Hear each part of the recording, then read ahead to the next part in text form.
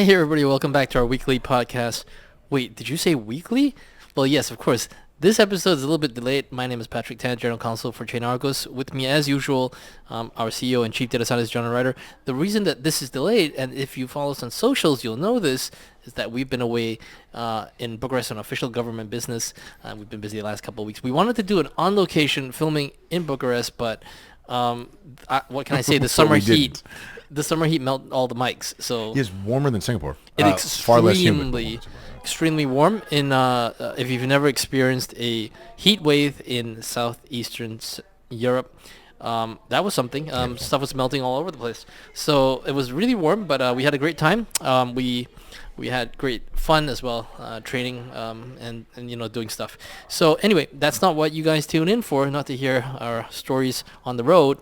What you did tune in for is, what do we have to say about the past week? Well, a lot of stuff has been going on, but this week what we're going to cover is we're going to talk about AUSDT. Am I saying that right?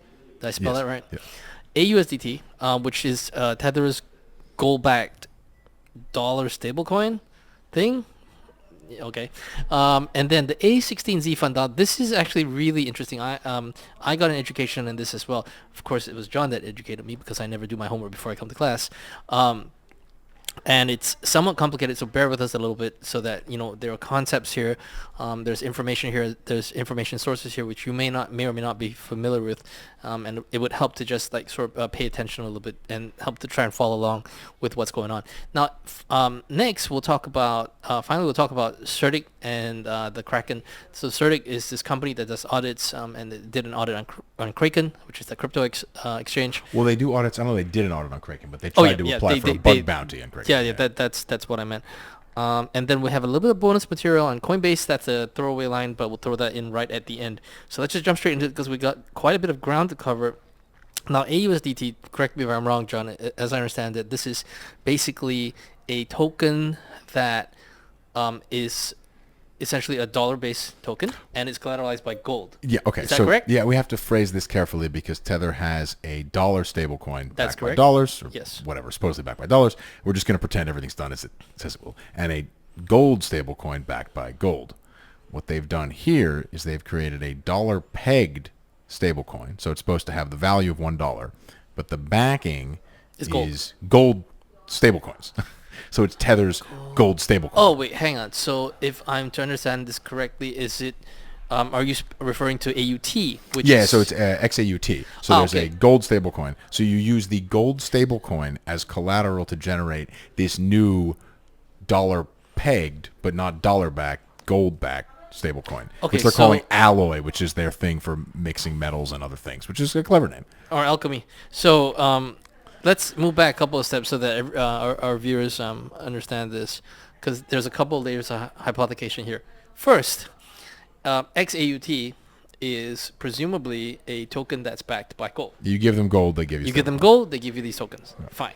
Now you take these tokens and you repackage it into, and you use that to back the dollar-based stablecoin, but it's backed by AUT. So it's not really backed by gold; it's backed by another token. Well, it's XAUT. Yeah. So, and it's the usual, you get a haircut of 30%. So I give you $200 worth, and I get back some smaller than $200 amount of stablecoins. And there's a liquidation mechanism. This is the way the same maker works and the rest of it. Now, I am no genius, but why would anybody do this? Okay, that's a fair point. So these over-collateralized stablecoins have always been a little bit surprising in that if I have a bunch of Bitcoin, and I want to retain long exposure to Bitcoin but have dollars, the standard finance thing to do is to sell as many of the Bitcoin as I need to raise the dollars that I want, and then retain a long position by going long Bitcoin futures or something like that. And if I need to sell a bit more to cover more margin, that's fine. In the limit, you could sell the full amount, buy the full amount of futures, leave the money in a money market account that is interest-bearing, and retain the full long exposure. Yes. For that reason, many of those products are a bit confusing. It is a fair point that if your token does not have a liquid futures market and or your position is outsized relative to the amount, that's there may be reasons you'd rather do this kind of a lending scheme. There are futures that are reasonable for Bitcoin and arguably ETH. That's about it. There are no real futures markets from a proper large size traditional finance futures markets. Otherwise, so yeah, if you have a huge amount of whatever Avalanche, Solana, any other token, yeah, you can't have a CME futures position because it doesn't exist. So I can accept that somebody might wish to do something like this because there is no futures alternative. I can't say, well, sell your tokens and buy futures if the futures aren't there. That's unreasonable. Okay. However, gold is extremely liquid, and there are gold futures markets that are much, much better than Bitcoin futures or ETH futures or any of this stuff. There's absolutely no reason you can't just sell your gold and buy gold futures against it. So I don't know the purpose here. We have a little bit of data this week, which is this. So you can see here, this is transaction volumes in gold ounce terms. So multiply by 1,000, 2,000, whatever to get dollar amounts for XAUT for a while. And you can see here that at the very beginning there was some action, and then it's not really been a lot of action for a long time. So this is, what is this, 30,000 ounces? That's $30 million, $60 million, whatever. To be fair, it looks like there was a bit of a pickup. Okay, maybe there's a bit of action in June. But still, you're looking at on the order of $100 million in volume. The gold markets are much, much larger than that and much more liquid. And similarly, if we just look at who's transacting this thing, again, these are lifetime total send and receive amounts. So 100,000 is $100 million, $200 million, that kind of thing. These are all Tether connected, right?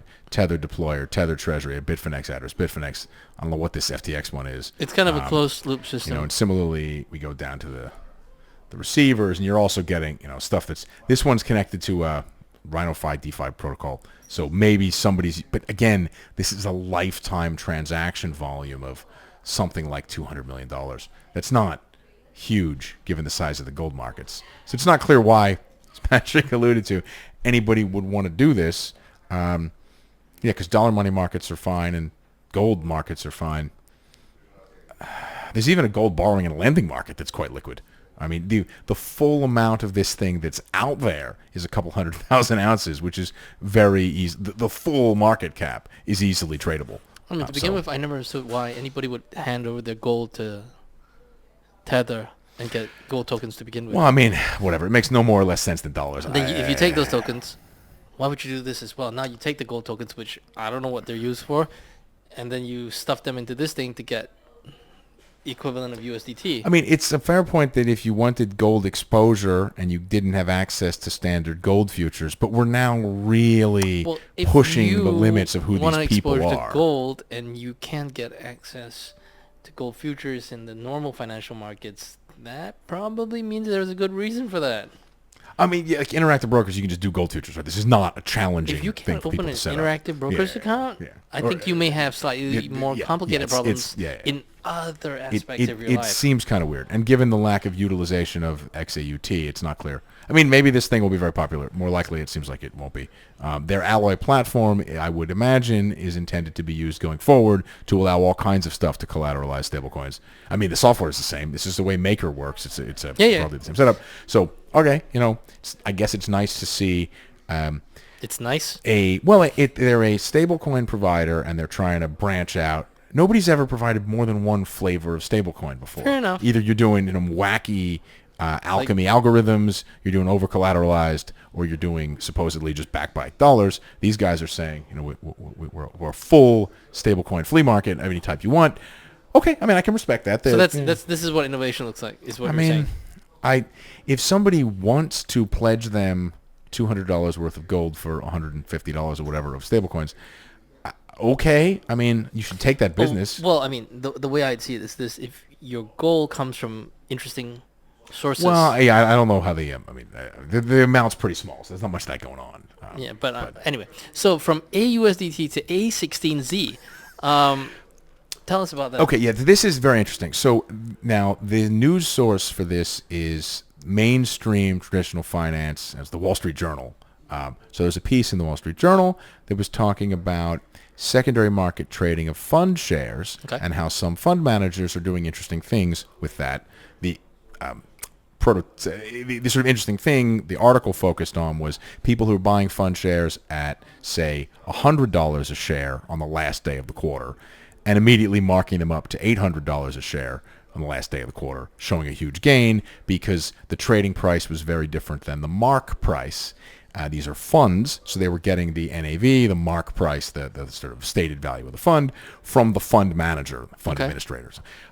So, the point there was it seems unlikely that if something's trading at 10% of the stated valuation, that valuation is in the long term correct. Yeah. There's a good quote in there, something like, who would expect that price would have anything to do with value? So it is strange, and you were seeing people who were marking things up, 10 times, 12 times. So if you buy it for 10% of the mark price, mark it up by 10. I had a stupid question. So if you mark it at 10 times what it's trading at, and then you calculate your management fees, is that based on the... Well, okay. There's a whole section in this piece. We can stick a link in the comment. That's discussing how these people are, juicing their performance, management fees, whatever's going on. There's two different spaces of issues the article's focused on, which are not what I want to talk about here, but that are worth understanding because there's some crypto. The spoiler alert here is that two of the funds with the largest gaps between mark price and trading price are crypto investment funds run by a16z. So whether the fund managers that are providing these very high mark prices that have nothing to do with where they're trading or doing something wrong or juicing their management fees, or whether the fund managers that are buying stuff and showing a gain or juicing their performance, that's what the Wall Street Journal wanted to talk about. What I thought was most interesting is that two of the biggest of the 2022, I think, vintage A16Z funds, both the seed fund and the other fund, are trading at like 5 and 11% or something of the fundament of A16Z's stated valuation. So what you're having here is shares trading at 5%, 6%. So say it's trading at $5 a share, and A16Z is telling people publicly, end of the quarter, the valuation of the fund is $100 a share. These are rounded numbers that you can get closer. Exact ratios in the Wall Street Journal, and then in Matt Levine and Bloomberg's coverage of the Wall Street Journal piece. So they're down 95% on some of their crypto. This is like the big crypto seed investment fund. It's interesting, and that's not speculation. That's shares are changing hands at 95% below where Andreessen Horowitz is stating that these funds are worth, below the number that they're stating they're worth. Now, they could be right. These things could have sold at a massive discount for some other reason. The tone in the Wall Street Journal and in the Bloomberg coverage of the Wall Street Journal suggests that everyone they spoke to is pretty confident that this is not a reasonable thing to happen. It's probably legal, right? But it's not a reasonable thing to happen, and that historically and this is, the tone of the quotes in these pieces, historically when things trade at a 95% discount to NAV, the NAV will eventually be revised down. So one has to wonder, this is the sort of crypto-specific implication here, when you see certain of these fund managers making a lot of loud political comments about things, it is important to understand that the largest funds these people are running in the space are currently trading at a 95% discount, 90% discount, depending on the fund, to where they say the valuation should be, and that doesn't make their political agitation, lobbying, whatever, right or wrong, but it's context that's important to have. If you're a fund manager that, the market is saying lost more than 90% of your clients' money in the recent past, because clearly that's what the market's saying. Yeah, that's what the market's saying. That's what the market's saying. Yeah, well, yeah, I mean, it's trading. Yeah. If these were listed equities, everybody would have to mark them at the trading price. But they're not. So that's interesting, and I do wonder how that will play out, and particularly how people who are listening to and accepting donations from some of these fund managers will feel when they realize that the impacted funds are trading at massive discounts, and what that... I mean, I wouldn't say conflict of interest, because politics, you're supposed to talk your book, that's fine, but it gives you a sense of what some people's motivations probably are, or what they will have to tell their investors if things don't go a certain way.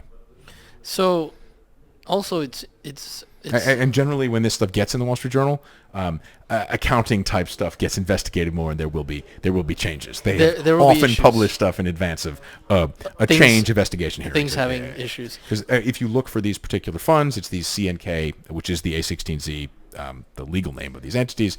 You find those funds in the tens of millions of dollars, both of them together, held by lots of public pension funds. Canadian public pension funds have this. You find this all over the place. You can just Google for them, and you get fund statements full of it, SEC filings. These things are not hard to find. So there's, if some public pension funds thinks they got $100 million in this thing, and it's trading at 5, that will result in questions. How do you mark it? If you're the public pension fund, how do you mark it on your AUM? I'm sure that these people are marking it where the fund manager says it's worth. What the NAV is. Yeah. Also, other stupid question. Let's say now, for instance, the amount of, could you say that the amount of secondary traded shares in these funds is tiny, so that, in some sense, they're not really reflective of their actual value? I mean, this is addressed a little bit. Again, the Wall Street Journal has detailed examples. It's not only crypto funds. There's a range of funds. Because it is what the way the system is. Yeah. These, however, were, I believe, one of those, the A16Z funds was the lowest price, highest ratio. The biggest mark, spread, basically. Mark price. Yeah, all right. No, these things are trading in meaningful amounts by fund managers that have real amounts of money. So if you're trading, millions of dollars, tens of millions of dollars of this thing, a traded amount, mark amount, higher than that, you're going to have difficulty. These are not distressed. These are just public fund investors that disclose these things. Distress is a matter of opinion, I guess. If something's trading at 5 cents a dollar, that looks pretty distressed to me. No. I mean, it's just the price drops, right? Yeah, I know, but it's. No, I mean, if there's a forced seller or something. But no. There was definitely, again, you should read the Wall Street Journal's detailed coverage. These were not what people refer to as fire sales, right? Nobody was saying, we got a really good deal because our counterparty was going to go bankrupt. They have to raise the cash. It didn't sound like that's what was happening, and this was a pattern. So. Although I think if I was an investor in any of these funds, I would be concerned. I mean, people should ask questions. I would be concerned if the shares in those funds are now trading at like 5 cents in the dollar. The article, the journalist who wrote it may not even realize that because the names aren't A16Z crypto fund. But if you check CNK Seed Fund 1 or 4 or something. But when you realize that that's what they are, interesting. So it also helps to put some context into some of those record valuations that you see being posted about. It's important to know that. It just gives you context. We're not making any comments outside of that in case anybody feels litigious. So we're reporting traded prices. Indeed, and that's what all we're selling to willing buyers at the current market price. All right, let's talk about CertiK and Kraken. What exactly is that about? So CertiK is a security company that does audits and various things like that, and apparently they apply for bug bounties. I will say that background on CertiK, they are, I believe, New York based, and they do have a history of auditing and signing off on projects that then get hacked pretty badly. So lots of people in this space do that. Auditing software is hard. That's not really a criticism of their capabilities. It's just a statement that has happened. So they apparently tried to apply for a bug bounty from Kraken, and the exploit, the way bug bounties normally work is you exploit the thing for a token amount. I think it was $4 worth in this case. Okay, incremental amount, proof of concept, whatever amount. I think it was $4, and then they apply. And in this case, it seems as though, and there's a number of rounds of back and forth between CertiK and Kraken. They were rebuffed. But it also turned out that some of the employees there had shared the information with maybe the same employee's different account, whatever, and had exploited for millions of dollars. Went back and forth, and Kraken sort of called them out on that. They were claiming they were stealing from them, and they were going to call the authorities, whatever. Eventually, the money was returned. It's an interesting one in that bug bounty programs are complicated. Right, this exists in lots of parts of technology, and it's always a little bit of a mess and sensitive. But Kraken had an exploit, a bug, where you could just get your account balance credited for money you didn't give them, and then you could withdraw it. Right? I mean, it's a bugger feature, right? So that's obviously a problem, and they should have simply not for you, but for Kraken. Similarly, the CertiK people should have either, you don't report the bug and also exploit the bug at the same time, all right? Or at least if you're going to exploit it large. A couple $1 million isn't large given the amount of money you get out of Kraken if you tried. I mean, we're not recommending theft. We're saying reporting the bug and executing the theft at the same time seemed like a weird thing to do. Well, I mean, you might as well since you're there. And their history is not ideal. What I found most concerning, however, was that Kraken's chief security officer said that no client funds were ever at risk, and that's just that's either a statement that Kraken doesn't leave enough of its own money on its own exchange to risk the solvency of the exchange, which is concerning from a confidence in their own security perspective, or it's just a false statement, right? Because if all the depositors on Kraken are unsecured creditors, and if Kraken keeps the majority, all whatever their corporate treasury, he said it was treasury funds. Okay. In a balance sheet sense, what they mean there is equity, right? Because their liabilities are customer deposits. We're assuming they haven't borrowed money and the rest of that stuff. So the balance sheet liability side consists of their own equity and the money they owe clients. Right? Well, if these guys tricked it into withdrawing more than Kraken's equity, it would go straight into client deposits. So the client deposits were at risk unless Kraken didn't have enough money on the platform to get them insolvent. Well, that doesn't... It's like they have some huge pile of cash somewhere else that exceeds the client deposits, right? That's the only way, and they've never claimed that they're... I mean, this is, I think, what fully reserved would mean if you were just coming in from another planet. It means that I owe my clients $100, and in addition to their $100, I have another $100, right? That's a super... Which is not on the exchange, right? It's a super, super conservative. So even if they... created an arbitrarily high balance and withdrew all the money that I could mechanically pay out on the exchange, I could still make all my customers whole because I have another copy of another pile of all that money somewhere else. That's, super, super strong. Nobody claims they have that. So it seems pretty clear that customer assets were at risk here. It's just that the exploit wasn't large enough to pull the money off. They're at risk if the exploit could have pulled them off, not if the exploit was exploited larger than the amount of Kraken's equity. That's an important distinction, right? So it's at risk whether or not you lost it. At risk means could be lost, not lost. Those are not the same thing, right? So those statements to me look just blatantly false. And they seem to indicate a lack of understanding of how, balance sheets and liabilities and equity work. Or they're just, making comments. Well, if you're the chief security officer of a trading operation, you kind of have some responsibility to be honest and accurate. It's just public automatic response in many of these cases has always been funds or SAFU, nothing was at risk. Yeah, well, I suppose people say that. In this case, they had a withdrawal exploit that was exploited. So, Hey, if they had said, we have a problem, we shut the exchange down, the funds are now safe because no one can withdraw, that's fine. But saying, and to be fair, even to Binance is, of course, famous years ago for the funds or SAFU, that's where that comes from. They never said your funds were always safe and they were never at risk at all. No. And they don't say, also to be clear, well, when this bug was still out in the wild, people could have stolen all your money. You're lucky they didn't. But saying, we've paused withdrawals and your funds are safe, well, that also means before we'd pause withdrawals due to whatever bug we're talking about, your funds are at risk. Safe. And I think everyone understands that. Yeah. In this case, they explicitly came out and said no funds are at risk. That's just not true, friends. Right? That's just not true.